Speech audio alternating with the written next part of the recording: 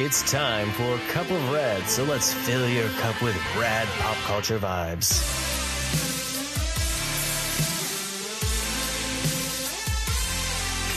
And now your over-caffeinated hosts, Mike and Katie. I am vengeance.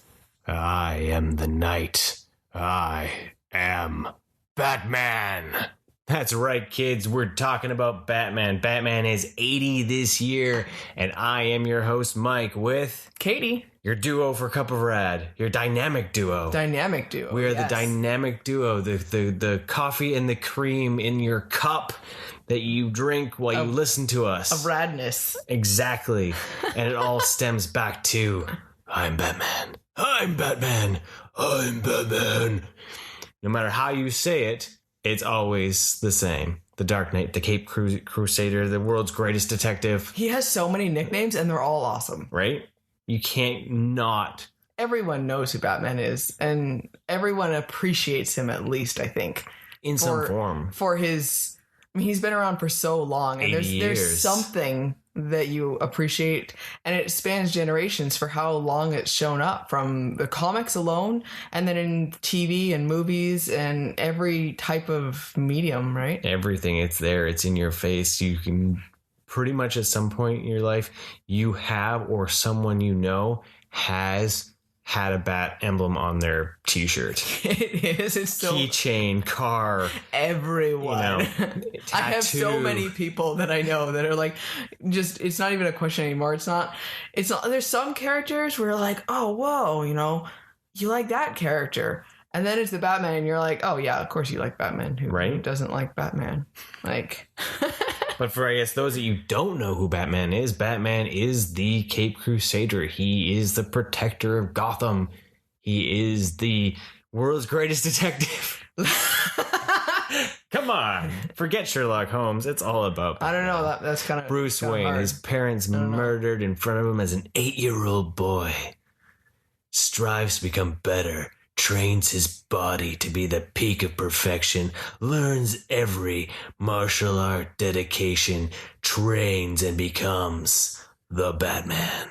He's like super intense. Right? Can you tell like Mike likes Batman? I don't like Batman. What are you talking about? You like Batman. Yeah. No, Batman was... Well, Batman is, I mean... everything. I know. From day one, that was your character that I knew about, right? Mm-hmm. That was the most important character, and I've always known you to really feel a connection with him. And I've always joked through so many years that I've known you that you would be an awesome Batman. I think Batman helped raise you. He did. And it's very apparent in your mannerisms and the way you handle yourself, like your observations. You could be a detective. And I really do think that the Batman animated series is to, I don't want to say blame, but is responsible and helpful for the man that you are today. Kevin Conroy, a.k.a. Batman, let's be honest, is my true father. Yes. He's who raised me to be the man I am today. Yeah. I'm glad that you didn't... Stoic, calm. I'm glad you didn't tell him that when we met him, though, because you might have freaked him out. Hey, Kev, Daddy. Dude, back off. Just hug me. Just hug me once. And just say, son, it's okay. In Batman's voice. Actually, all right, son. You know what? I'm questioning it as if it's not Batman. It is the voice of Batman. Like, we've talked about Kevin Conroy before. Like, I was telling a coworker the other day that we were going to be doing this episode and we were watching, different movies and everything. And I said, to us, I've met Kevin Conroy and he is the voice of Batman. He was just like, that is so cool. It's like from my childhood, man. He was just so excited and he thought it was adorable. So, well, everyone has their Batman, right? We've grown up to that point and he's been around for so long that you cannot meet someone and someone is going to have their Batman, be it Adam West, Kevin Conroy, Michael Keaton, Christian Bale, Ben Affleck. There's so many of them, right? I don't know. Val Kilmer. Val Kilmer, George Clooney. Now it's going to be Robert Pattinson. Yeah. Like, it literally That's going to be a whole new generation of girls that appreciate Batman. Yeah. The boyfriends are going to be so excited. They're like, finally, my girlfriend's going to go to a Batman movie with me. Or it's going to be the opposite way. It'd be like, this used to be bro time. And now why are you making me? Why are you here with me?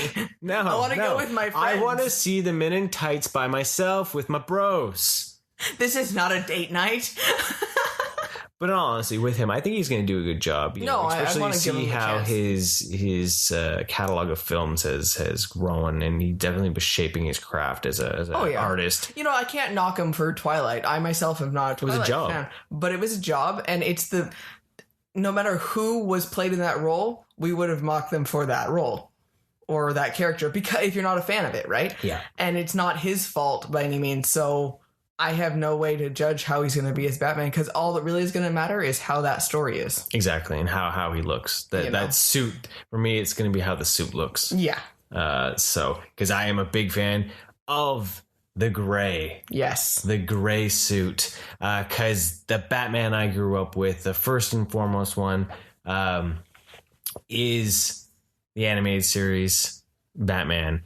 And that animated series still to this day stands up as, I think, the definition, the defining, the legacy of Batman.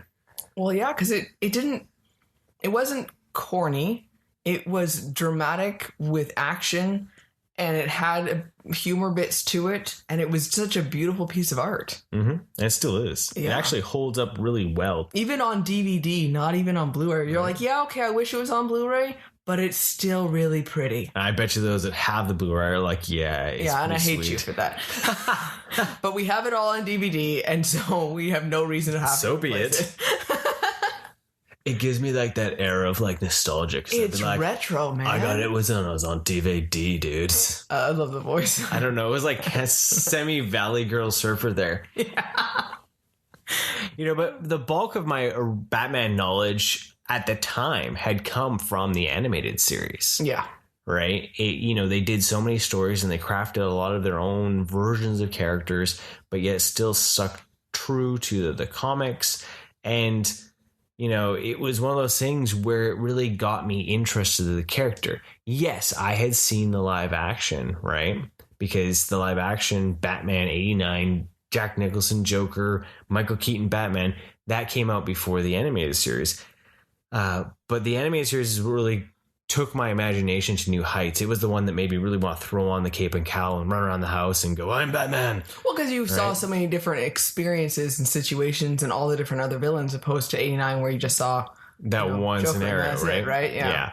So that is one thing that is always going to stick to me near and dear, because it is my first love of the character. Yeah. And you got to see so much more of it. You got to see his humanity, his being, his beliefs, his training. Well, I like that you still saw Bruce Wayne in it too, right?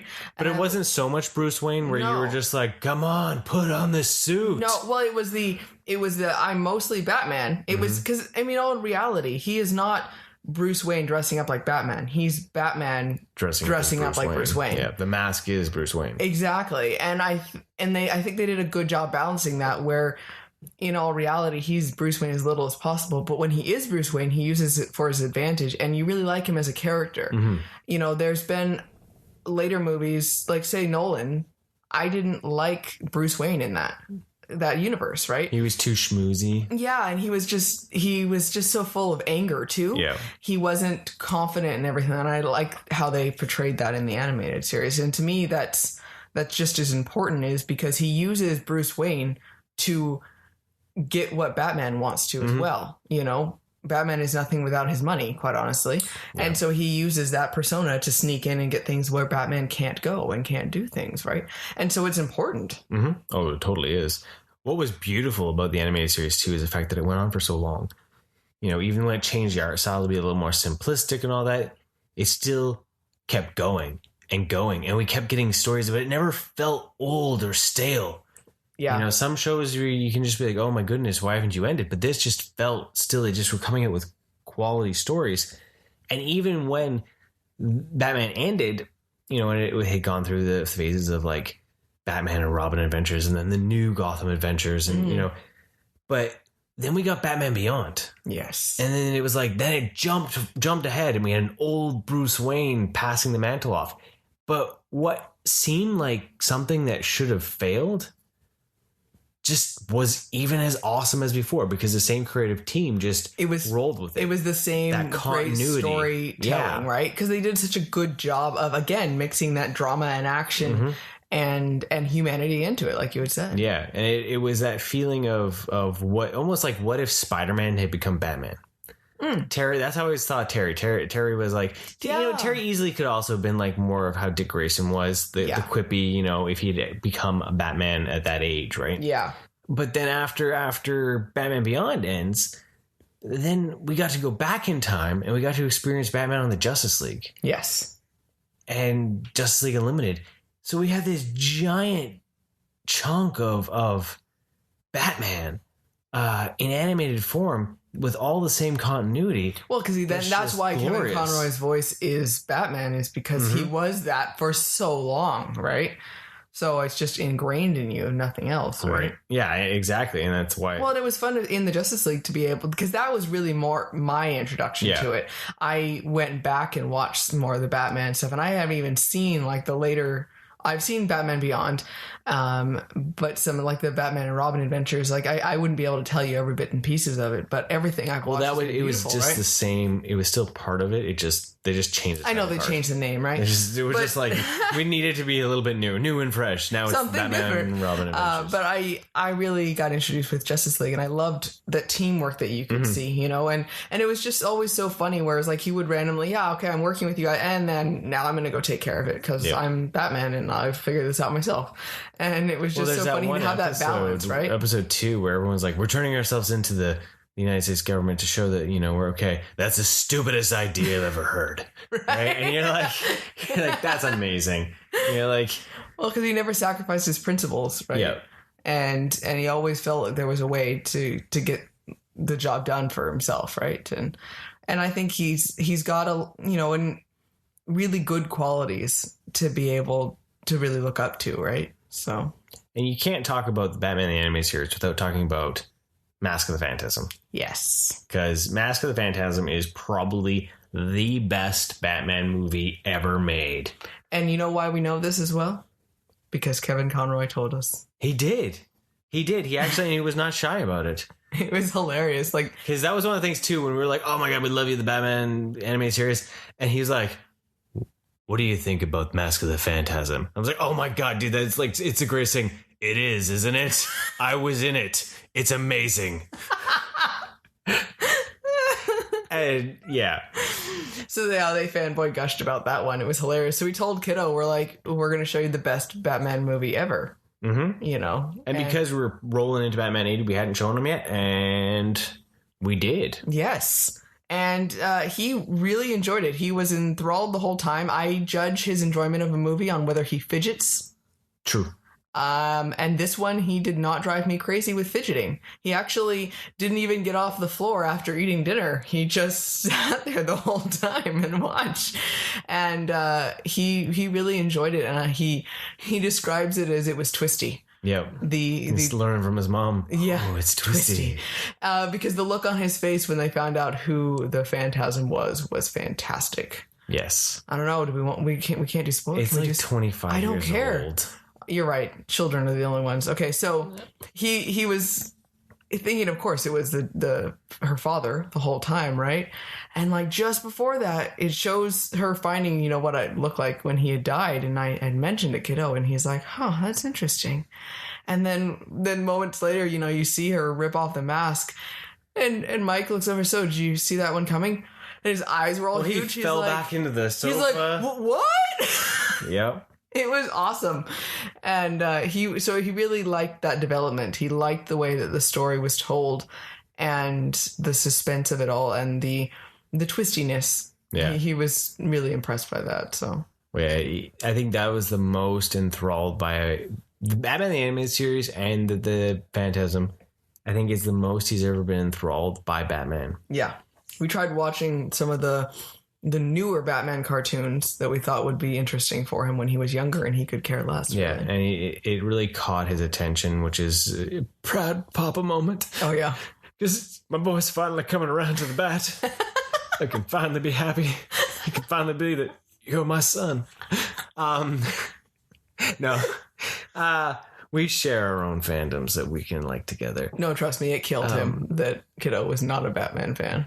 Well, it's true. It killed me. Are you kidding me? We tried pushing Justice League on him, and I'm like, please, love DC. The and Imagine like, X toys, the Imagine X stuff. We're like, Imagine X stuff. He's like, what is this? I was so excited for all that Imagine X stuff. Get this away from me. I was like, I want men in spandex. They go, hiya!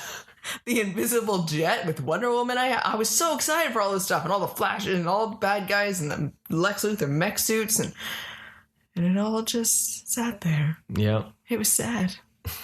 But I still don't think he'll ever be as big of a Batman or a DC fan as we are, because it was something that we grew up with in a different way. Yeah. Well, because he's growing up with Marvel, right? Yeah. Because that's what's in the world right now, right? So thanks, DC, for that, by the way. Hey, you remember that one year, though, that it was like, oh, what does he want to go for as Halloween? No, not Batman. He wanted to go as a talking raccoon, right? Yeah, so, but yeah, Batman the Animated Series and that whole, like, everything. Like, I love Batman Beyond. Like, everything's just so good. Like, if it has Kevin Conroy in it, it's wonderful. It's gold. That's the standard gold. Right there. It's like, because if it's truly money. Batman, then it's Kevin Conroy. So we're good.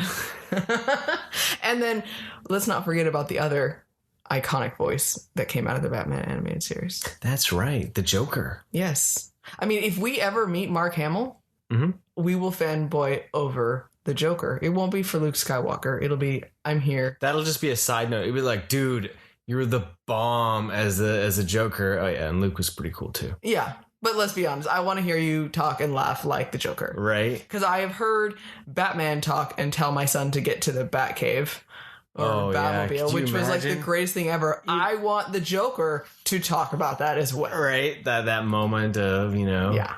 Hey, I can't think of how to do it at the moment, but you can do a Joker voice. Apparently not on the spot right now. Well, I was going to drop something I probably should have said. So. And it wasn't inappropriate. How about me? You tell us the same thing about the Joker with me. Also, I don't know if that would be inappropriate. No. Stage fright. No, okay. Katie, my dear, grab me a pillow. I don't know. I'm having stage fright at the moment. That's weird. It'll just come out randomly. Yeah, there you go. All of a sudden the Joker will just show up.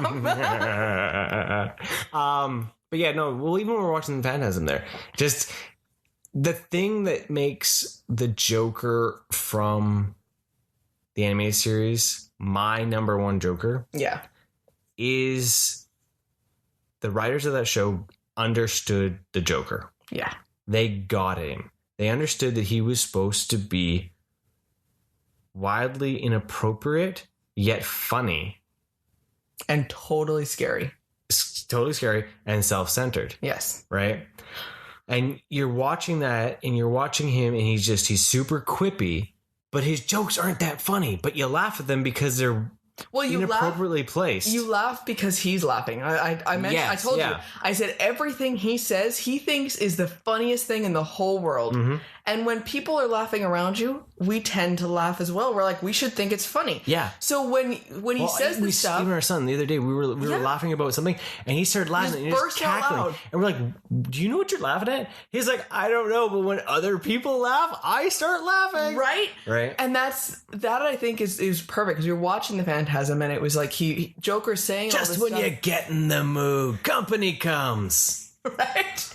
And it's just the way he delivers it and the way he's just nonstop and he just is like constantly you wonder sometimes, like, does he see a crowd around him that is just constantly laughing at him and he's like just like, check it out, I am hilarious. Yeah. And it adds so much depth to the character because he just thinks he's wonderful. Mm-hmm. And that's why he's scary, is because when he doesn't get his way or something turns against him, it's what is wrong with you? Yeah. And he's just a super temper. Yeah. And I think that's what's missing from every live action portrayal of the Joker. Yeah. Is that he's never actually really been funny. Yeah. He's just always angry. He's not charming or cocky. Cocky in a way that's smooth. Charisma, right? Yes. Because he's that person, like you've always said that. You laugh and you want to be around him even though he's terrifying and scary and creepy. But you still feel a certain attractiveness to him. You know, he's still a magnetic force. How many people does he actually kill in that movie? In that Phantasm, where the guy like is like, well, I need you to kill the Batman. Oh, you know, whatever, blah, blah, blah, blah. And then he kills him just because he can. Yeah. Right? And he takes his money and toddles off and then just goes on to the next one, right? Yeah. And it's a scary side, right? He doesn't have he is so self-sufficient. He pulls off in the cartoon, he pulls off these big schemes and he's got no one else. And he just he blew up the whole land and he didn't have minions to be laying all the bombs down. He just took care of it himself. And it wasn't, I don't know. He's so much more enjoyable. He's simple, but not all at the same time. Like he does a better job of being layered, you know? And truly the animated Joker is my number one. Yeah. Because hands down. Yeah. Every time I watch an episode of animated series that the Joker's in, it's just like, yes, this is gold. Like, right. Well, see, and then for me, when you introduce Harley Quinn to that, because she came from the animated series with that. With Bruce Timm and Paul Dini. Yeah, and it was a perfect combination with that Joker to have someone who played off of him with the inappropriate and the constant humor. And as long as someone was there to constantly feed him that he was wonderful, it was okay. But as soon as she questioned him or didn't laugh about something, it was that broken mad love relationship feel where now all of a sudden she was the bad guy. And it was interesting back and forth because then they were kind of both like that, right? Yeah. And she wanted to be loved and appreciated for everything. And they just kind of, I liked how they showed the bad side of their relationship because in all reality, I mean, I love Harley Quinn and I love when we've done Harley and Joker in the past, but I'm also not going to sugarcoat the fact that that's not a relationship that you should idolize. And I've always said that. Yeah.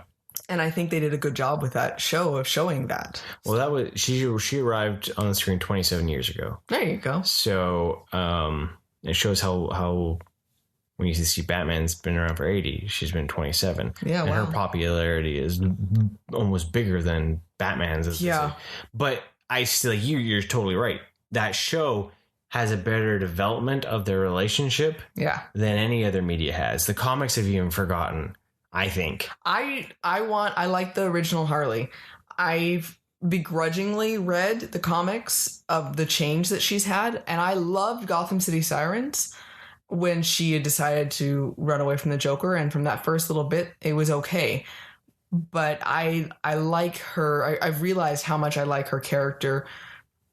More of a secondary, I guess, to the Joker, though. It's that dichotomy between them, right? She's a secondary to, say, Ivy and all that too. She was better played off, but now that they've all made by herself. Now that they've made her Deadpool, yes. So I mean, I like because all the core being that I like about her with the psychiatry and the kind of the broken psyche of that all comes from her original form and that similar development and with the Joker. And because I love all the layers that there is to the character of the Joker, she was almost like another layer to that. And I like that aspect. And I don't know, the character that they've created now just doesn't have that depth anymore. Yeah. And it's like, you shouldn't really want to be like her. And it's like they needed people to not, it's like they needed to assuage their own conscience that if people want to be like Harley, we have to make her less psycho. And we need people to aspire to be more like Batman, right?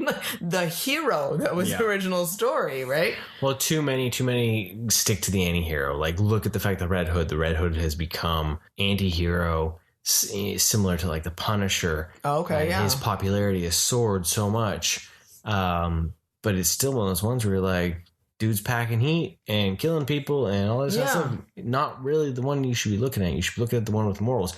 But they've also then Batman over the last few years in comics, why I haven't really enjoyed the DC stable as much, is that he's not as righteous as he used to be. Oh, okay. Now he's got a lot more, double cross, like we said a few podcasts ago, double cross this, that, this. Yeah. You know, went from being the guy that knows everything and has a plan for everything to basically, because he has all those plans and all those contingencies and all that, it's just pissed off a bunch of people, and now everyone's just like, well, nuts to you, you know, and he doesn't have that same respect anymore, basically. Yeah, and he's just kind of, you know, but I didn't mean to get into like so much of a rant fest there, but no, it's interesting to see when a character that you like changes, right? Yeah, well, I mean, especially, I mean, it's a Bat family, of course, but Dick Grayson for you, right? Because I know he, you know, Nightwing is, other than Batman, I mean, really your favorite character. Yeah, you know, it's one of the few that has ever really grown up, which is impressive to see in comics, because comics usually stay the same age or they never grow. And Grayson grew up from his days as Robin, but DC likes to every few years shake up his story. And, you know, instead of being his own hero, he'll, you know, he became Batman for a while, which was good and great in Morrison's run and all that. It was interesting. And then, you know, then they killed him in almost killed him in Final Crisis and broke his leg. And then he was outed as Nightwing and then killed by Luthor in the other Crisis. And then how came old back is Dick Grayson? He's past 75. Okay. I'll look it up. But we're Googling. He's very close. I think he came a couple years after Batman aired. Okay. I think. I mean, I figured it would be pretty close. But you know, you get, and then now he's Rick Grayson because he got shot in the head and he had amnesia, and yeah, they just, I don't know. It's like they don't know what to do with him, but they just won't let him be his own being. You know, he's had some really great story arcs. Dixon and Higgins have all done some pretty amazing work with him, and there's others that just don't seem to know what to do with him. And, you know, there's a Court of Owls, and he's a Talon, and la la la la la. And but we never really, you know, that's one of those things where I'd love to see a Nightwing animated series, you know, with that fluid acrobatics. I think that would look really cool. Yeah. You know, you don't really get. He's 79. It was only 1940. There, wow. So apparently, Dick Grayson's birthday is November 11th too. There you go. Random fact I found. Pretty. You know, for 79 years old, got quite the booty still, right? We've gushed so much about the animated series. We're gonna like run out of time almost, right? Yeah, you can tell that's our favorite. Yeah, so go watch the animated series because it's so easy to get a hold of it, especially if you have the DC streaming service. Yes, boom, it's right there for you. And there's DVDs, Blu-rays galore everywhere. But you gotta watch the series because it's fantastic. Yes. Rolling into that though, we're gonna go into the movies right now. Well, you know what? Hey, we have a quick segue into Batman 66.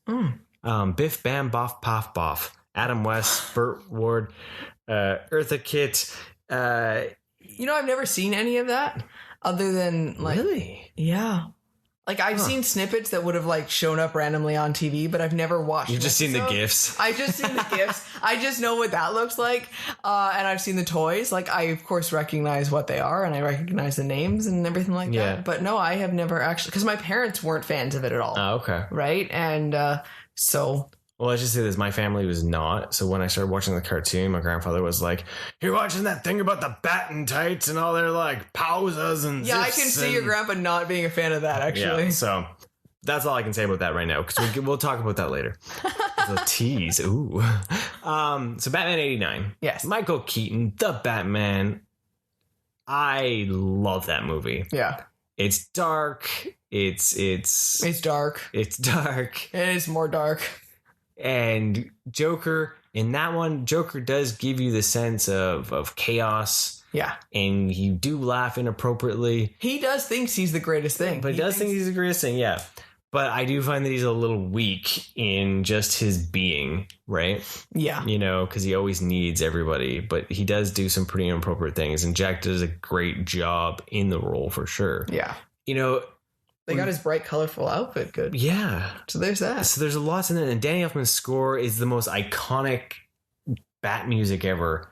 I think his trumpeting, they even used in the animated series. I was gonna say, didn't he tied back to the animated series? I know, I was like, because I was gonna say, well, that was part of your love for Batman '89. I was like, wait a second, Elfman did the theme for Batman animated series, so there's just a whole lot. Tim Burton, even though Tim Burton was never, and he said before, he's never was a Batman fan really, or read the comics or that. He did a pretty damn good job. He did a really good job for it, for what it is. And even that look of that bat suit really does give the feeling of the comics. Yeah. With the orange oval and everything. And yeah, I just really still dig 89. And it was my first real live action. Yeah. So, you always remember your first fondly, right? Yes. So, Mr. Michael Keaton, you want to get nuts? I'll get nuts. Yeah. But yeah, I don't really have a lot to say bad about the movie. We recently watched it. And even rewatching it, it was still like, for what this is, like, I still like it. Awesome.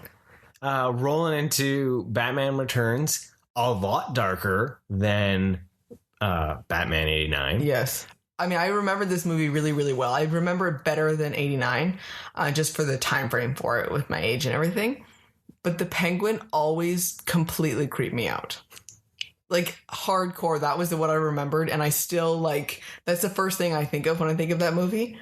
And just Danny DeVito did a great job. He was not. He did a great job. He was not the Penguin from the comics or the cartoons. He was his own thing. He was Tim Burton's Penguin for sure. Yeah.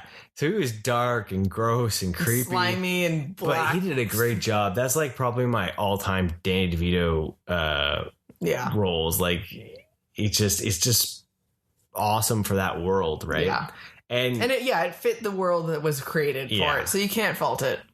And that one really, even when he did become kind of like the mayor aspect, I really thought it was pretty awesome. And then, and then there's Michelle Pfeiffer as Catwoman. Right? I wish you could see his face right now. That was the dreamy. He was a little boy suddenly, staring up at Catwoman. That whole suit taught you something about yourself when you grew up. That was pretty impressive right there. You could visually see what he was thinking. The sting of leather, the smell of a whip. Right? Mistletoe can be deadly only if you eat it. A kiss can be even deadlier. Be kissed by a rose. Rose on the brain. Oh, we're gonna jumping right to the third one already. There was nothing else about Returns. It went right to... No. I don't know. Do you have anything else to say about Returns? No, because we showed Kiddo these, right? And we had asked him again, just to recap, what do you remember from these? It was funny. Batman 89, he couldn't really remember it that well, but immediately Batman Returns, he remembered it immediately. Yeah, and it really struck a chord with him. That one, it stuck with him, and he said he really liked the villains. He liked both Penguin. Thought the story was interesting and compelling. Compelling was one of the words he used. Yes, I'm impressed. His reviews are getting better. They're not just it was good. Yeah. He's using a lot of it was interesting, but still, we're getting other context in there. So compelling, I thought, was a good choice of words. Yes, it was interesting. He liked the story behind them, right? Yeah, he thought it was interesting to see how the villains work together. Yeah. See, in Catwoman, I mean, that was the first introduction to Catwoman. Really, was from that when I had seen it, but I have lots of the Catwoman comics and everything, and then after reading in the comics, I'm like, what the heck is Batman Returns? The Catwoman is not right at all. No, it's not. Right? And so it's a love-hate thing. It's like, okay, well, for what it is, it fits. It's not bad, but it's not right. Oh, yeah. She's never been done right yet. No. And that makes me really sad. Yeah. So it's one of the things, too, where she has one of the simplest costumes and they still have never done why do they not figure this out? I don't get it. So, yeah, you're kissed by a rose on the brain. Probably one of the better soundtracks that a Batman movie has had on a pop chart feel. Yes. But Batman Forever. Yes. Riddle me this, riddle me that. Who's afraid of the big black bat? You know what? I remember the Riddler much more fondly in this movie. Joygasm! Then when we watched it again, I'm like, wow. This was wow. I don't know. I think I could pull off one of the Riddler costume. I 100% agree that you could be the Riddler. Yeah, I'm going to do that. You could be everything in Batman. I'm going to get that spandex outfit. Yeah. Oh, yeah. Yeah. Sparkly? Yeah. I like the sparkly one. Ooh. Oh, the rhinestone one? I don't know if I can do that one, but that could be. Anyone should rock that one. Super rhinestone. with the rhinestone. It's like a Vegas show with the rhinestone question mark on his face. It's good stuff. But Jim Carrey donned the green tights to play the Riddler, and that was a far off version of the Riddler. Nothing as smart, as intelligent, what I was used to from the animated series. Yep. See, what's funny too, again, it's my introduction to Batman stuff was all these live action ones. So then I go in to see the Batman animated series, and I was like, these characters are so off from what they did in the movies. Like, right. And, yeah, they were just interesting. Like, they are characters, that's for sure. Tommy Lee Jones took the role of Two-Face, Harvey Dent. Oh, yeah. And he did a lot of, right? And he was Tommy Lee Jones. And Val Kilmer stepped in as the Batman, taking the reins from Mr. Michael Keaton. Yes. And the director chair passed on to Joel Schumacher. And this is where we tie back to Batman 66, because when I first saw when I first saw Batman Forever when I was a child, I was just like, this is fun, right? Like, this is so color and it's crazy. So much color. It's a Jim Carrey movie. How could it's not a Batman movie. Yep. And there was so much merch. Yes. I remember having t-shirts and cups because, I posted on our Twitter and all that. I love those cups so much. McDonald's for 99 cents. Yeah. 99 cents. A glass laser etch mug. That's insane. 99 cents. Yeah, I think you had to buy a Big Mac, but what is a few pounds for a laser etched? Be like $15 now. And that is your economics lessons for today, right? But those things were fantastic. They were awesome. We had all of them. Oh, aren't you highfalutin? Sorry. I had the Riddler and the Two-Face one. I didn't have the Batman and Robin. Okay. What are you, rich? Richie I just rich went over to here? McDonald's a lot. Touche. But yeah, so we got this bright, zany, comedy-ridden Batman, holy rusted metal. Oh, yeah. What do you mean?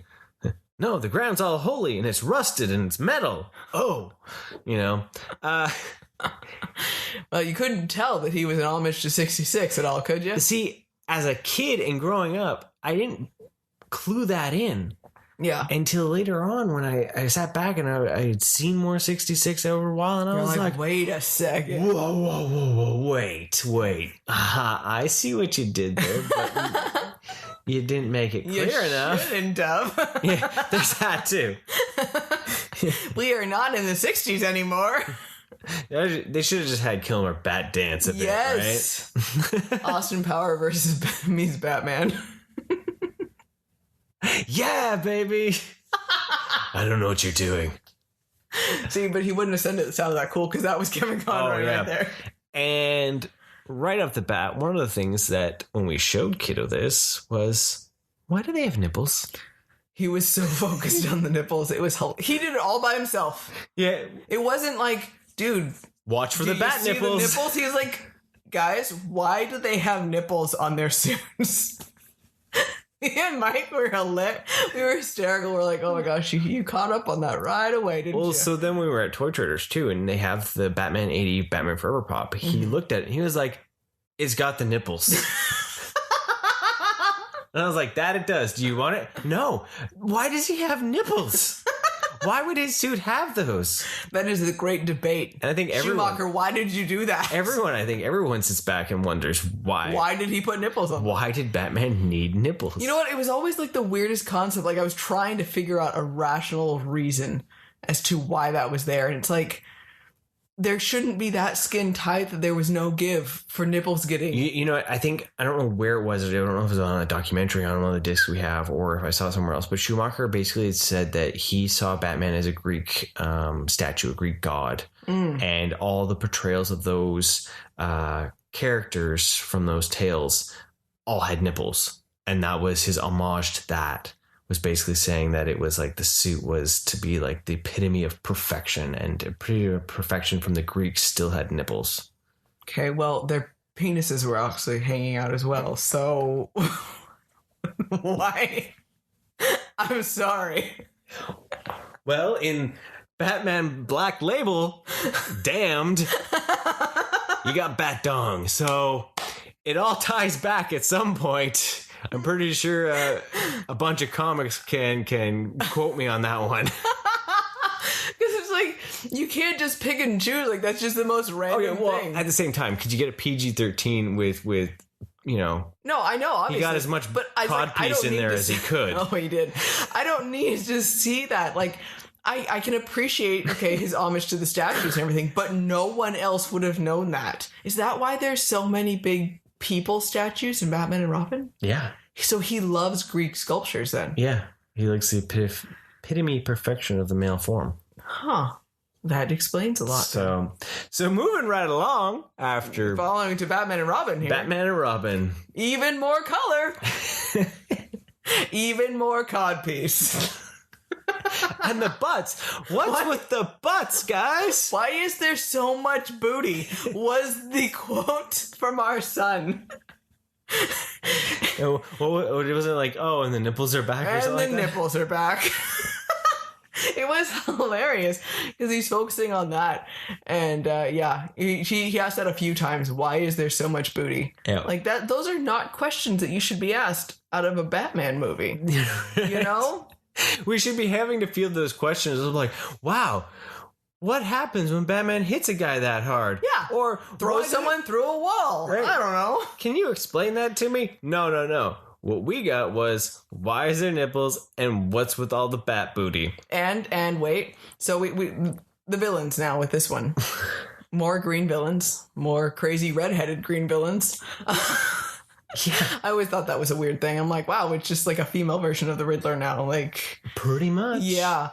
And I remember, so I had a poster of this because I think we all had a poster. They gave them free. I mean, so much again. Actually, I had posters from Batman 89, and then Shoppers Drug Mart gave away a life-sized Batman Returns poster at some point. That's fantastic. It was like one of those door ones. Yeah, right? It was full door size posters. Remember those? Like, yeah, and it was him, and he had like the rubber the ducky in the background. Oh, nice. Yeah, I remember that. Thing's cool. And then because we used to always get posters at like Blockbuster. We'd go there, and so I had this on my ceiling actually. Oh, George Clooney. I was a teenage girl, and but I'm, slightly embarrassed about it now. I remember like Mr. Freeze and I used to meet you. Poison Ivy. They were just so bad, and we watched it again, and they're still just so bad. Like we would chill out. we were just the whole time we're like, we should totally Mystery Science Theater this because entire time we're like, oh my gosh, they just said that. And then when Poison Ivy, when she changed from being Pamela Isley over to there, our son's like, what? She's all sexy now. And it wasn't like, that's cool. It was, what? Why is she like this now? Because he's seen Ivy from the animated series. Exactly. And it was this isn't right. And what's funny too is even now, again, after seeing the animated series and reading her, I love Poison Ivy. She's one of my favorites, and I do like a sex appeal to her. I think that it's deserved for it, but this was just grotesque over the top. That's all she was. She was just sex appeal at all. And it's like she went and lost all of her brains completely. Yeah. And I thought it was just kind of trashy. It was very dirty. You know, and I like the animated series. There's no sex appeal. It's just her brains and she's just that. And that's totally cool. It's like, why can't she be a scientist that cares about it? She's just an environmentalist. And it was just like it was such a weird thing that they did with that, right? Yeah. Well, you could tell just with that movie alone who was popular at the time. Yeah. You know, Clooney, Schwarzenegger, Thurman, like Silverstone, you know, Yeah. It just literally was, It was like just a who's star who power. of what, and then they just forgot what happened. Because then at the end there, when it's like, wait, why's everyone got chrome and silver on them? When did they get a chance to change, and how do they have new vehicles suddenly? Because we realized it was all to sell merch. Right? It was ice battling Batman. It was all to sell a second toy. And then they come home and Robin already has. You know what? He's never in a red noticed suit. that. And he looks all like scuffed up. They're not in their suits anymore. Like, why would he have changed back into his other suit to be in the house? With Alfred. Yeah, that was makes a weird no one. sense. I So it's never like, saw it's that like before silver, until like plating over it, like quick outfit change. We're just gonna throw some silver Battle on. Armor Batman. Right? You're going to war in the frozen tundra. Time to slap on some metal. All the vehicles, again, that was just merch. Yep. Like weird swamp vehicle and all the different. It started out first off. The first thing Kiddo said was Robin comes bursting through when they're going to go battle Mr. Freeze, and he comes through the wall with his motorcycle. And as I was saying it, he said the same thing. He broke a Robin-shaped hole in the wall. It was perfect. He's like, how did he do that? His bike is not shaped like that. Like, that made no sense. And there's defying of physics. Like, I can understand and appreciate movie magic. I get that. But this was so obvious against anything they can be doing. Well, like vaulting up a hill on ice. But you could tell where things were done on the cables and all that, and then they just erased the cables. It's like that just one so flying funny. scene where he like flies with his butt out, and the cape is like stuck to his back. So you could tell the cable was on there, but they couldn't erase it. Yeah. Right? It's just, it's like there's a point where we can defy the belief because there's superheroes running around and there's craziness and everything like that. Why does it have to go one step higher where it's like, well, you've already accepted that there's a Batman, so it doesn't matter what else. Like, we're going to just do whatever we want now, and you will just have to accept it. And you will like it. So this movie, just all Kiddo can say about it was cheesy. Yeah. I have never heard him ever describe something as cheesy. Yeah. He actually for a while he kind of gave us a look of like, why are we watching this? Yeah. What? It wasn't the boredom like Spider-Man Romance was boredom. It was just like this just keeps getting worse. I don't know if it helps my case for being like, Batman's the greatest hero on the planet. And No, he's probably just it's like we should have watched Batman and Robin and then Mask of the Phantasm and left him with a good taste in his mouth for it. Yeah. Because halfway through it, I was like, do you see why we say Mask of the Phantasm is good? Yes. It was, you know what though? It was an interesting experience watching it again. It was fun because I hadn't watched it for so long too, exactly, right? So we'll take a little break from live action for a moment because I want to mention The Batman. it was another animated. Or The Batman. As the Edge from, U2 made the theme song. Really? Yeah. That's weird. That was a really good guitar. Oh, yeah. It told like the tales of Batman early, and then they recrafted a lot of the villains to be more edgy and different, right? Yeah. And he was like really short ears. And shorter, yeah. He looked more like a boxer. Yeah. Yeah. And what was cool with that show over its 4 or 5 seasons, his chin got wider. Yeah, you could see him age. Yeah, and I thought that was really cool. The first couple of seasons were my favorite. When they added Robin and then Batgirl, the show kind of lost its way a bit. Yeah, because I liked they focus on that more. Yeah, they have that dynamic. But those early seasons when it was just Batman, I really liked it. The youthfulness of it. I thought it was a really cool way of doing it. And Rhino Romero was the voice of Batman, and I thought that was a nifty way. One standout for me, as much as Hamill was like my favorite Joker, I really thought that Kevin Michael Richardson did a great job with his version of the Joker. Mm-hmm. He had dreads, he was barefoot, he was in the straitjacket. It was just really well done. He's got such a great voice in himself, and he had kind of an homage to Hamill almost, especially with his laugh and everything. Yeah. But he did a great job with the maniacal laugh. But he had a range of voice too that can go from the really high pitch to the really gruff and scary. Yeah. And I think that's the important part of it. Hamill could do that as well. And I think if you can pull off that range, I think that's a key to playing the Joker well, right? Yes. And I know Hamill is always... Because he was like growly, like animal-esque, right? Hamill's always made those things where Kevin Michael Richardson has won an Emmy and Hamill hadn't. Yeah, which is hilarious. But that's something to definitely check out because it's a fun show. It's kind of got like an anime vibe to it. Yeah. Tom Kenny, SpongeBob, was the penguin, which is fantastic. And Clancy Brown was in it. I believe he was Mr. Freeze. Mr. Freeze was more meta-human this. Yeah. Where he shot, and so it's definitely, like, I remember having some of the toys, and there were some really good toys, and it had little tiny Batmobile, and yeah, it's a fun little show for what it was. Batman's had a lot of incarnations over the years. That one was really impressive, I remember, because, we own all those too. Like, that one was actually really Yeah, really I kept those ones. I didn't keep Brave and the Bold, though. Yeah. Which is because it was too much comedy for me. Yeah, I got a little bit more of the new cartoon where it was adding more humor to it. Yeah, and it's a great cartoon, but it didn't stay with me as much. Like, I don't feel like I didn't feel like I could watch it again. Well, I think we kept it originally for Kiddo more. Because he liked it. He liked it then because it was silly, right? But then he just never really cared about it after that. Yeah. And I never really got it. We never really got into Beware the Batman, the CG one. Mm-hmm. I've heard good things about it, but the style just never caught my attention. Yeah. But interesting enough, however you say his name, the guy from Drew Carey. The guy he's always... Dietrich Badark? I don't know. He's playing the Batman again. Oh? In the Harley Quinn animated series for the streaming service. He is, yeah. So he gets a chance at playing the character again because, the hammers of justice. Right? So, but we'll jump back into live action. Yes.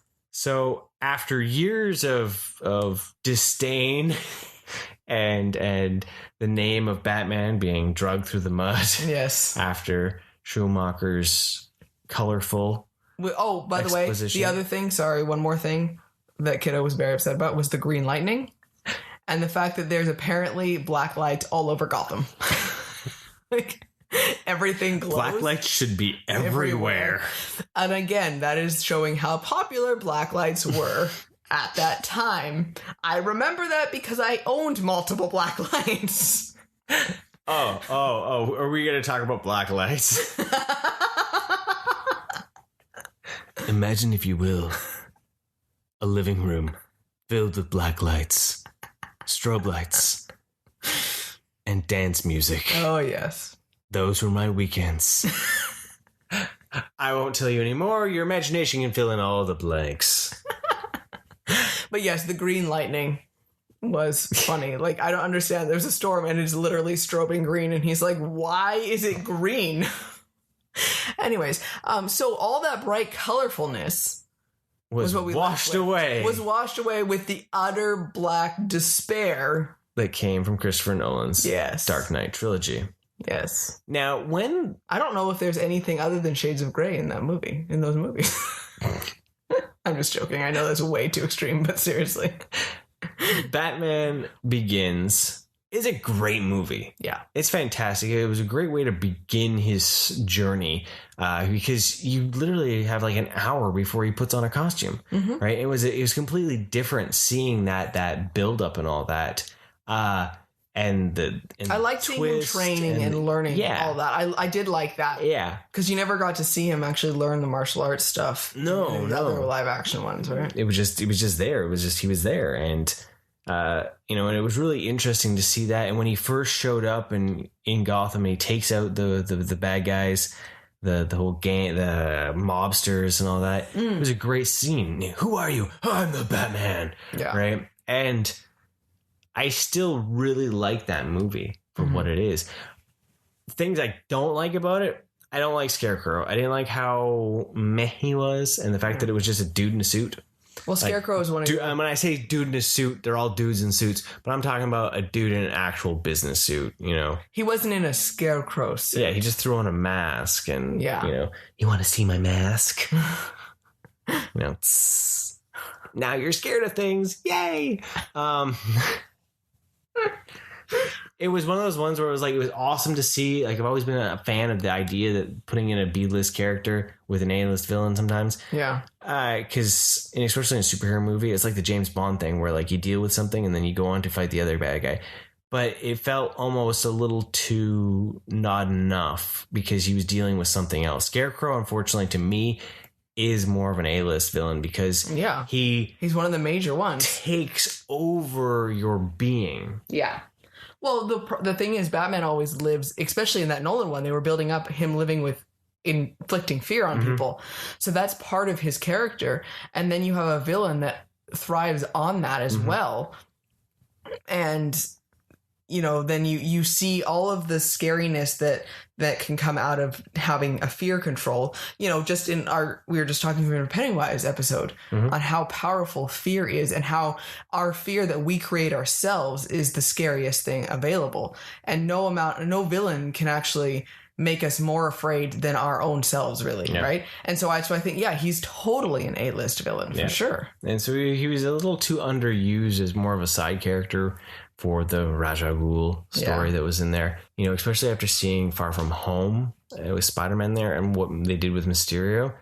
Totally needs to be done, but with Scarecrow. Yeah. I think that would be pretty awesome. But yeah, all in all, like, you know, the casting for that, you know, when it came out, I have a hard time with Batmobile still too, I guess. You know, like, I can't.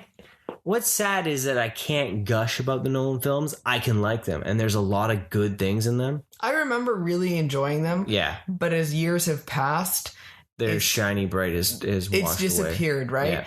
And it's like, but like, yeah, exactly. I can't gush about them anymore. I can't be like, oh, I'm super excited to watch something. And I'm like, I'm excited to watch them again only because there's some moments. I'm curious to see if what I have in my head still matches that, or if it's going to get better. Is the shiny going to come back? You know, the more I think about it, the more I get irritated with his really overly gruff voice and like all this sort of stuff, right? And it makes me sad that I want to complain about it more than I want to gush about it, right? But I remember really enjoying them at the time. Well, I say there's a lot of good things in it, and Batman Begins, I think, probably is the stronger of the three films. Yeah, it kind of went downhill. You know, and it really had a good story going for it and all that. You know, their design choices were very simple and clunky. You know, there was nothing sleek and smooth about it. I like Commissioner Gordon. Oldman did a great job as Gordon for sure. Yeah. And then it was moved into The Dark Knight. Yes. We got to see Heath Ledger's Joker, and Heath Ledger won Oscar for supporting role, posthumous for it, and he does a great job as the Joker.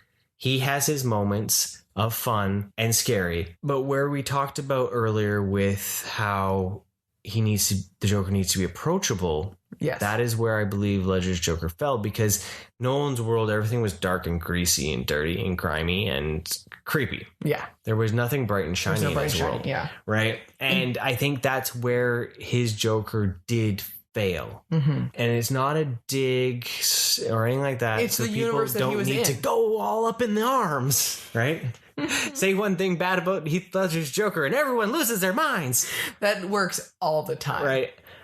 It's not that, it's just my feeling on the Joker itself as a character. Yeah. And well, no, Heath Ledger played that character that was written beautifully. Yeah, perfectly. It fit that world perfectly. Yeah. But I think the scarring on his face gets rid of his approachability. And that's the thing that the Joker from even the comics, and not so much now in the comics, not in the last... Because he's gotten a lot more scuzzy in the comics, right? But in those early years through the original, back in the day, all the way up until about the 2010s, he was very approachable. He was always just a clown with a smile and a purple suit. Well, and he could, because then he could blend in. He could change his demeanor to fit what he needed to, right? You know, And that's the difference. That's why they're arch enemy. He's an arch enemy, though. Batman is dark and moody and scary all the time. Yeah.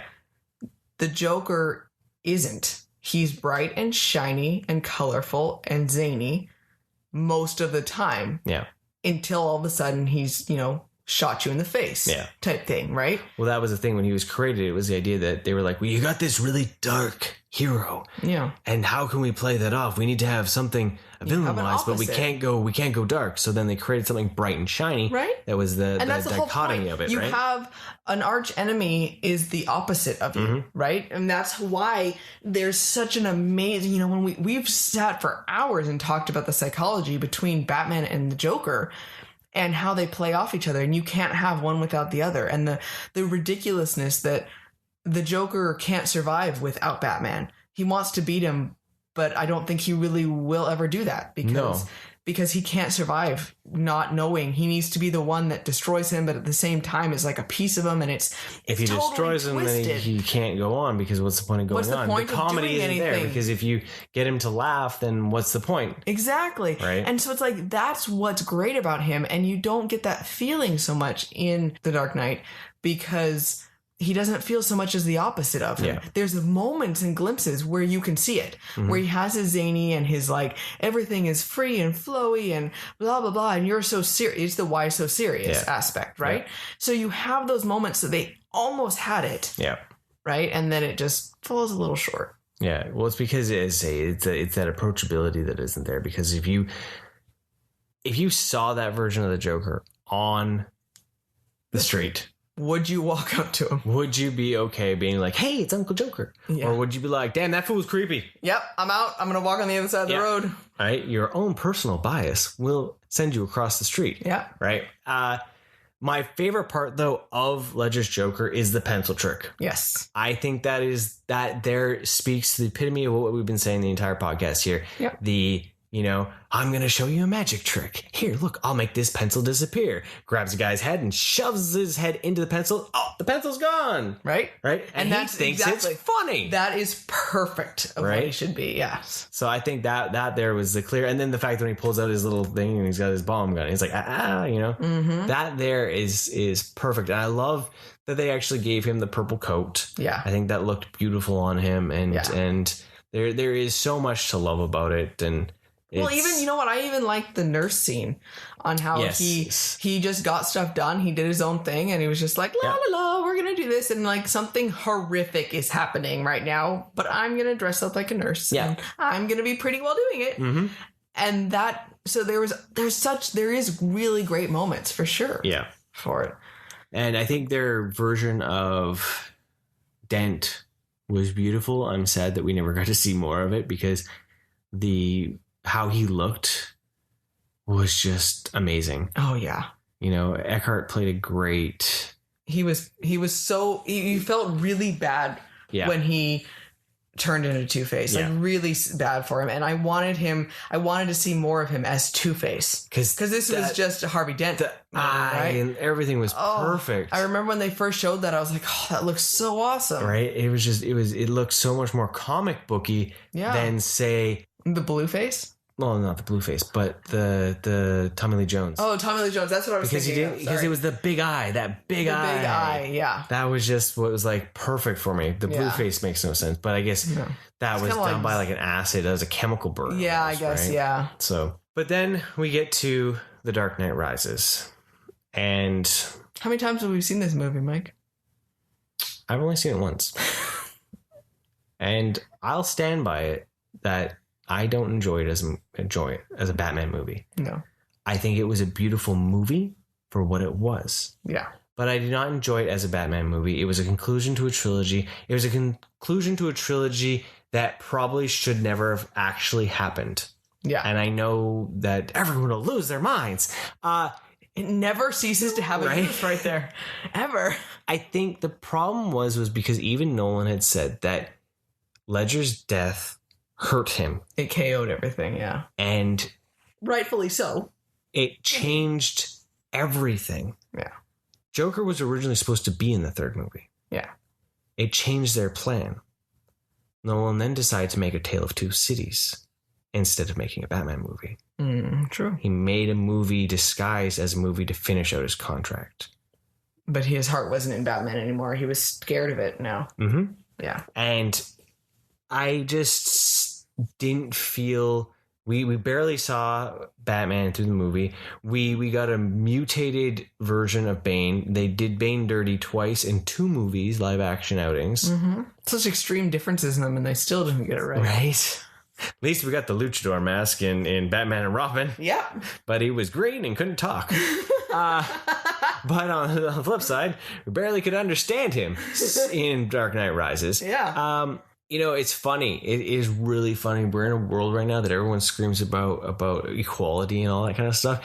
And you wonder, like, if Batman Rises, the Dark Knight Rises had been brought out now, would it have flown, being the fact that Bane is supposed to be like South American? Right? Yeah, and Tom Hardy is not. So, it's everyone loves Tom Hardy, so that will be interesting. We just lost like 20 followers.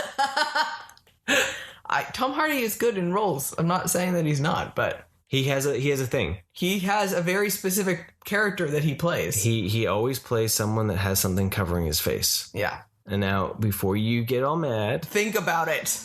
Look back at his filmography, and he always has something. Even Dunkirk, he wore a mask. Yep. Always covering his face. So, that's not. Or he has an accent, or he has something. He has speech impediment or something. Venom, he wore a mask. And I just couldn't get into the movie. It just did not feel like a Batman movie for me. Yeah. And that's not what as much as Batman Forever and Batman and Robin are cornball, goofball, whatever you want to say, cartoons, they still feel like Batman movies. Well, because they have the crazy zaniness to them. Well, but they have Batman in it. Yeah. I only remember Bane, and I remember like Bane. He breaks him, throws him to the side, and it's just Bane and Selena Kyle and then Talia shows up. Yeah. And then it's like, oh, there's a giant bomb. Then he flies a bomb off into the middle of the water and blows up. And then everyone's like, oh, the Batman. So yeah, it's kind of one of those things where I really liked Begins, really liked Dark Knight, and then unfortunately Rises almost tainted the trilogy for me. Yeah, and I very much feel the same way, and I think that's where I have all this awesome shininess that I had, and then that happened, and it's like, well, wait, what else did I not like about these other ones? And then it just starts eating at you, right? Yeah. Which is why we never watched it again, because it was like, what's the point? We own it because it came part of a trilogy. Yeah. But, so we are going to be watching I've watched the Blu-rays of the other 2. Just have never thrown Rises in because I've never felt like I've wanted to watch it again. Yeah. So, which is really weird for me because as much as I have a memory for movies and all that, I do watch things a couple of times. Yeah. And it's just one. And I know people have told me I need to go back and watch it, but even for the fact that a really good Selena Kyle, I don't like how they made her look. I don't dig, and it just But you made a good point about the reasoning behind it, though. There's a legitimate reason as to why it doesn't feel like a Batman movie, though, and it's just the situation that it was in that he could have done much better, but his heart just wasn't in it. Yeah, I don't think he was all there for it. Yeah, to tell the same kind of story that he told before in those first 2 movies. Yeah. Rolling right down the road on the live action Batman trail, we got Batman versus Superman, B versus S, Dawn of Justice, the longest name ever. I was going to say, when does the name end? But Ben Affleck is Batman. When he was announced, everyone was like, oh, it's Batfleck and blah, blah, blah, blah. I love his look and feel for the Batsuit. Oh, I never talked about the Nolan. I didn't really ever like the Batsuit in the Nolan one because of the plating and the all blackness, because I'm a fan of the gray. Yeah. So of course that then hit me when Affleck took the role and Schneider brought in the gray Batsuit. As soon as it was gray, you're like, yep, I'm on it. This is my man. Right? And as much as Batman vs. Superman is a terrible movie, there are some very awesome parts in it. Yes. Right? And there is some fantastic moments in it, especially for Batman. Yeah. Ben Affleck was a standout in it. I loved Ben Affleck as Batman so much. I loved him as Bruce Wayne and I loved him as Batman, and that's a big thing for me. Yeah. Well, he's charismatic and he was charming, but then he went his bat suit, then he was badass. Yeah. Right. And the warehouse scene, that was a fantastic scene. I haven't seen you that happy in a movie theater for so long. With the fact he was jumping Like and super moving, fanboy. and it was just like, oh my goodness, when he was taking down those guys at the end of the movie. Yeah. Yeah, it was just, wow, this is amazing. Well, we had never seen something like We'd that. never seen him on move like live that action. before. No, and that was a right? huge thing. It's like, oh my gosh, they can do it. Yeah, and the fighting and the kicking and the everything, it was amazing. Yeah. Right? But it got tainted because it was bogged down by a long, dramatic movie that really didn't make a lot of sense. No, I don't like that they pitted him against Superman. So soon in their soon with whole that, yeah. world they were creating, right? I think it was a bad way to introduce Batman, right? I'm going to disagree there for a moment, though. I think it could have pulled off because they did show a really good reason of why Bruce was mad at Superman Oh yeah. for everything that happened in Man of Steel. I think where they jumped the shark was when they brought in Wonder Woman and Doomsday. Very much so. That's what didn't make sense. Yeah. Is that then they shoehorn that extra story in it. But then you look at the story and then you see that, well, they could have told this story in half an hour, not 3 hours almost, right? And I'm going to go back to animated. Right? Because Batman animated that they did the Batman Superman one where Luthor and Joker got together, decided to swap, and we had a better Batman versus Superman story.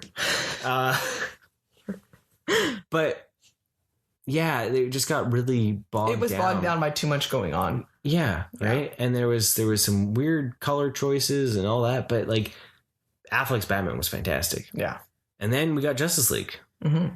And I think it was the same boat. Yeah. Right? I think Affleck did a pretty good job. He was different. He was a little more chipper, but a bit more of a dick at the same time. Yeah. Right? But we got a couple of those scenes in it at the beginning, too, where it was just pretty awesome to see him in his suit doing his thing. Mm-hmm. And I think he was definitely the standout of those two movies. For sure. Yeah. And Gal Gadot's Wonder Woman was as well. Oh yeah, I mean, I really do like it. I'm relatively forgiving for all of these movies. Yeah. Because I want to enjoy them more. I think so. I'm more forgiving about things. Yeah. And I can get going on complaining as well, but. Overall, I'm still so much of a DC fan over, say, Marvel that it's like I love all the MCU stuff and I want to love the DC stuff more, but I get more frustrated with them as a company on how they're not doing a good job of a cohesive universe for it, right? So then it's kind of hard to trust them because especially now with Affleck, I'm like, oh, I love this so much, but I can't get attached to it because now he's gone. Right? And it makes me so sad. They had signed him to 13 pictures. 13 picture deal. And we got 2 movies and a cameo. Yeah. And that and we're done. That really was kind of a sad thing. Like even his Suicide Squad moment was pretty awesome, you know. So he was definitely in the role good, and it's sad to see that he never got the chance to play him for an entire movie. I wanted to see him just as a Batman movie on his own. Yeah. Like why did it have to be with everyone else? Yeah. I don't understand that. So they got cold feet after having, so many bombs. Yeah. And then they just backed out, which is sad to see. But we've got a new Batman coming. Yeah, so fingers crossed that so maybe we'll see Pattinson longer. Who knows? Because no one's ever made it past 2. Oh, sorry, no. Christian Bale made it past 2. He's got the golden, even though he barely wore the costume in the 3rd. I was going to say, it was like 2.5. 2.25 maybe. But hopefully we'll get to see him. He's younger, so maybe. Yeah, maybe. Maybe we'll see him. Yeah, it's supposed to be, Reeves is supposed to have planned a trilogy. I don't trust anything my brother says about anything with That's true. Now, well, yeah, okay, yeah. Okay. He has a trilogy plan. Yeah, they had 13 movie deal plan for Affleck. That really went through the window, so. That's true. one bomb, you know what? And they kick you to that the other curb. movie hasn't even begun filming yet, so, it can could always end. Signing means nothing until I'm in that seat. That movie does not exist. Yeah, until I'm actually, rolling. I get you. Yeah. And with that, though, you can't really continue to talk about Affleck's Batman without talking about Affleck's Joker. Yes. Leto, he has good and bad. Yeah. He's ugly. Yeah. The tattoos and the grill is ugly. That's again not approachable. You would definitely steer clear of him. You would be on the other side of the street. When this first came out, though, we were so excited for it. Like, we went full on merch, and I'm, you know what, whatever. I'm still super proud of it. And I don't know, you seem embarrassed about it now, but No, okay. As I say, there were certain things that I liked about it. But it was like, okay, well, obviously we're not going to get, say, Mark Hamill Joker anymore. We know that. So, you know what? Let's just roll with what we got, and this is what we have, and, Well, there was a lot in there, too, that I did enjoy for Leto's performance. Yeah. I loved how he was, and if you look at it from the voice aspect, not the look. Yeah. But you saw the moment where, especially when he, says to Harley, "Oh, I'm not going to kill you. I'm just going to hurt you real, real bad." It's kind of funny, but you shouldn't be laughing. Yep. Right? And the way he says it, the way he delivers it. Yeah.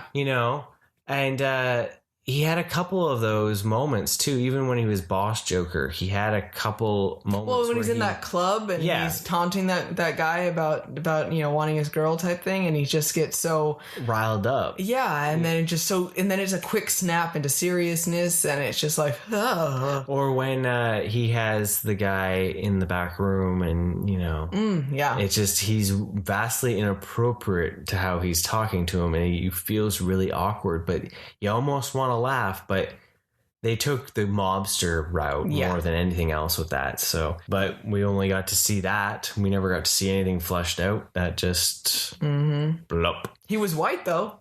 Yeah. Acid white, which he was nice. Actually white. I liked that he was actually chemically burned. Yes. And it was all from the chemicals, not just makeup. Yeah. So they got one thing in there. Right? So that's what that, and we'll find out about the next Phoenix's incarnation Joker, which is supposed to be just a standoff. Which is not with Batman at all, so... No. So I'll be curious to see what that looks like next month. Yeah. And go from there. Yeah. But speaking of going back to animated... Again. Because if you didn't realize, we love things that are animated when it comes to our superheroes. Animation that you get to play. Yes. Batman Arkham Asylum. And this has been a staple in your life. From day one. There's been so many bad Batman games. So then when they announced they were making a Batman game and it was all based around stealth, first off, I'm going to say, I hate stealth. I'm a run and gun. Crap, it's a stealth mission. I'm a run and gun. Yeah, you are. I grew up on arcade games. That's what they taught us to do. Button mash and beat things down. Yeah, I'm all for it too. Not hiding. So when they said Batman was coming out, it was a little kind of, but then it was like, but Kevin Conroy's the Batman. And I was like, I'm listening. Hamill's a Joker. Hello there. Take my money now. Here, take my $70. I don't care if I don't get past the second level. Let's see what happens. But I beat it. Yep. Which was a feat, because usually I get bored with video games. Yes. I get to a point where I get to a level where I'm just like, no, not worth it. Not worth the frustration. It was that idea where it's like, wow, you've actually played this one all the way through, and then you beat it, and then you continue to play it. Like, this is just like, I'm going to go back and play this for a little while. It's like, oh, wow. This is like unprecedented. Right? So yeah, the Arkham Asylum, that was a fantastic game. It was a great story where Batman's in the asylum having to take people out because Joker's taken over. It was a great game. And then they went into Arkham City. It expanded the world, which was fantastic. And guess what? The Joker's back. Everyone's back. And you got to do Catwoman missions in that one, which was pretty awesome. But that time I was so invested. Then they brought out Batman Arkham Origins. And nobody came back. to voice that. That was Troy Baker, the guy that does it in the Lego movies and stuff like that. And that actually was a solid game. The Deathstroke battle was pretty hard because it was like Dance Dance Revolution kind of thing. They try to push the buttons when you need to. And that wasn't so much. But then they brought out Arkham Knight, which was like many, many years later. Yeah. Entire new system later. There was the reason why we bought the PS4. Yes. And you got to drive the Batmobile. And I was like, hello. I get to drive the Batmobile. Cool. And then it became way too integral to the story. It wasn't just like Grand Theft Auto where you get to hop in and drive around and be like, woo, I'm Batman. No. It was like, use the Batmobile to do things. And I was like, I don't want to use the Batman to do Don't things. make me do this. I'm the Batman, dang it. I want to cruise if I want to use the Batmobile. Well, because they gave you all those options too, where you could change how it looked. You get like the 66 style, all those kind of things. And I was like, customizations. Right? Yeah, but I like Arkham Knight for the fact of it's so pretty. Yeah, and I got my '89 Batman costume. Yeah, I remember all the costumes. And I got my Affleck costume, and I got a bunch of others, and I got the different Batmobiles, and I get to hop in my '89 Batmobile with my '89 costume and drive. Now that I've beaten the game, well, I've beaten it for a while, but you just cruise around. I usually what I'll just do is I'll just drive around the city. Nice. Yeah. He's so happy right now. It's hilarious. It's adorable. And that's where we go back to 66. Batman. I even once in a while rock the Adam West Batman suit in there just because it's hilarious to see. Because you can. Well, because it's hilarious to see Adam West Batman fighting so brutally. There's no bam, bam. It's all like, take that. Your femur is gone.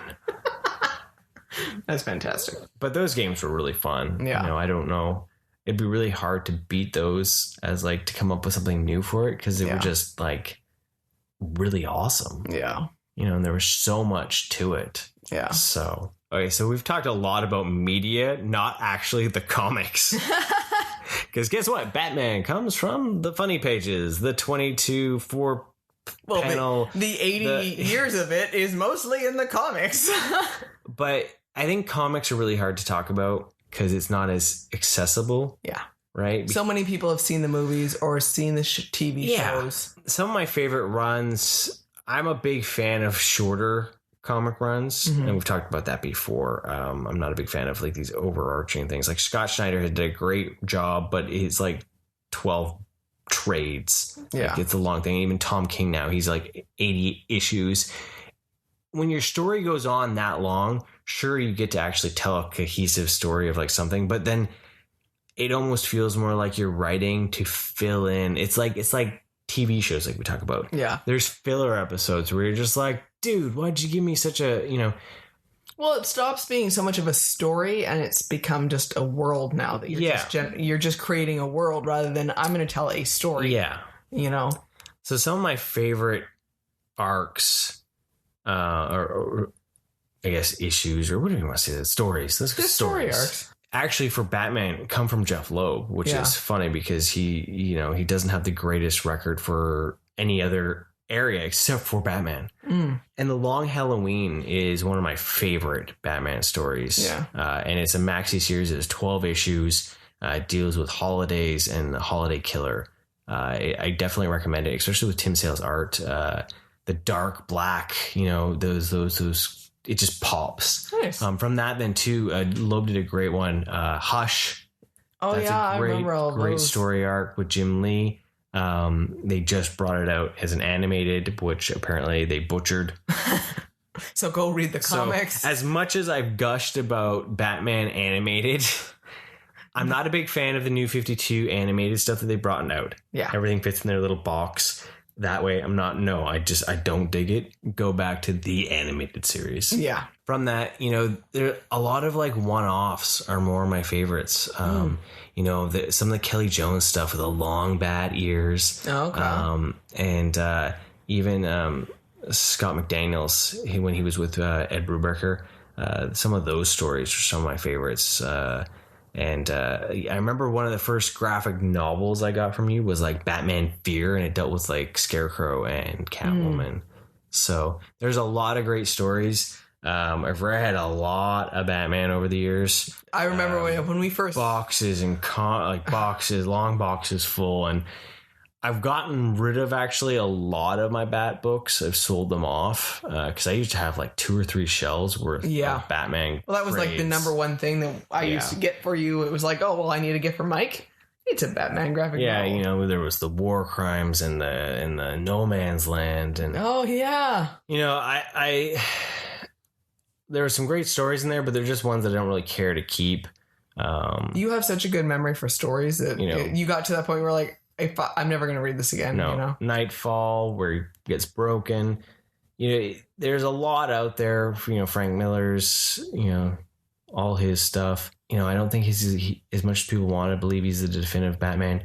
I don't think it's so much the definitive Batman. I think it's actually the definitive of changing how comics were written. I see it as more of he changed that comics didn't have to fit into the comic code anymore. They could be dark, they could be gritty, they could actually be more of a literature. Not so much just of like, it's a comic book. Yeah. Right? So there's a lot out there that aren't necessarily from the big names. I think that's something that you might want to consider. If you're new to comics or if you're wanting to read, go to a comic book shop and go to the bin and find something you can afford. Yeah. But look and find. You might find something, you know, some of my favorite ones were from the 80s and 90s where they were like the 1 or 2 or 3 issue arcs. Yeah. Well, I remember like even when, because the comics that I collected, say like Harley Quinn or something like that, I remember or the Flash ones that I have, or we'd get a story arc, but it was 3 comics and that was a story arc. Yeah.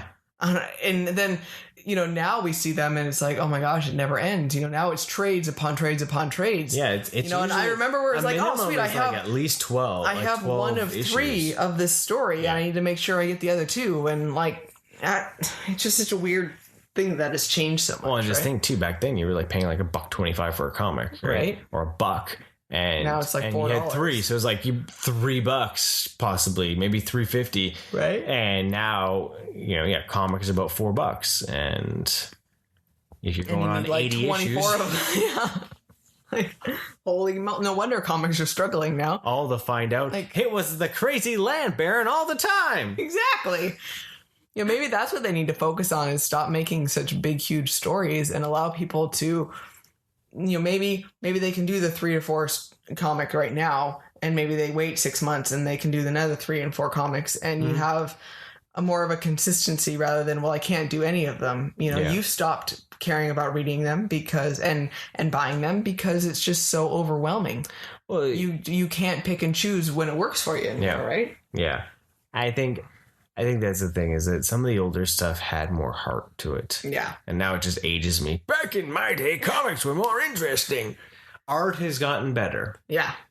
You know, for sure. There are some great artists from the past, and definitely something you check out. Some of my favorite ones are all the ones that don't work in comics anymore because they were darker lines. Like I'm a big Mignola fan. So any of the artists like Sale or Jones, or Ian McDaniels that used heavy dark lines. Yeah. Those are some of my favorites. Yeah. You know, I'm not a big fan of the bright and shiny. Sketchy stuff. Yeah. I have a hard time with that. I need to have more of the clear lines for things too. Yeah. So, but yeah, you know, go out there, find something different. Don't go to Barnes and Noble and find their top 10 Batman, because most likely it's just going to be The Dark Knight Strikes Back or The Dark Knight Returns and Year One. Yeah. Right. And something from Scott Snyder. Yeah. As I'm going to say though, Scott Snyder has written some pretty awesome books, but mainly his horror stuff. American Vampire, you know, that's where he shines. His Batman starts out really strong and gets weak. The Court of Owls was a great story.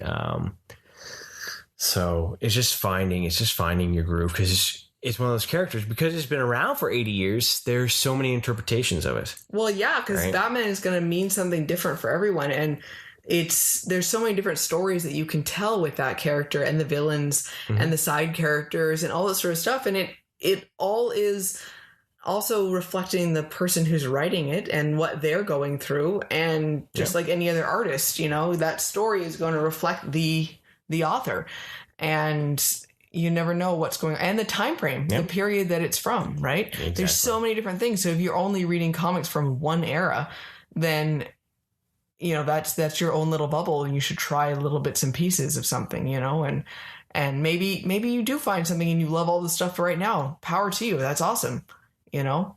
Yeah. But just at least give everything a chance, right? Well, as we said, you know, Batman is my father. Yes. You know, I did not grow up with the strongest of male influences on my life. And seeing the Batman on the screen was like, there's this strong, powerful dude that takes names and kicks butt and does all these things. And it was like, I'd love to be like that, you know, and it's that idea where it hits you where you are at the time. You know? So if you need that idea, you know, so, and that's it. I'm going to end it because we're starting to ramble. Well, you know what? There's so much to talk about that it's like a little overwhelming, but I think we covered a lot. Well, that's true. And with that, always in our comments or anything, please let us know, what is your favorite Batman? What media is it? Is it comic? Is it animated? Is it live action? Who's your Batman? Who's your favorite artist? Who's your everything? We want to know. We want to know because I'm Batman. Thanks for joining us, everyone. Stay rad. Thank you for listening. Want more rad content? Follow us on Facebook, Instagram, and Twitter. And don't forget to subscribe, rate us, and leave us a review. And remember, be excellent to each other and party on, dudes!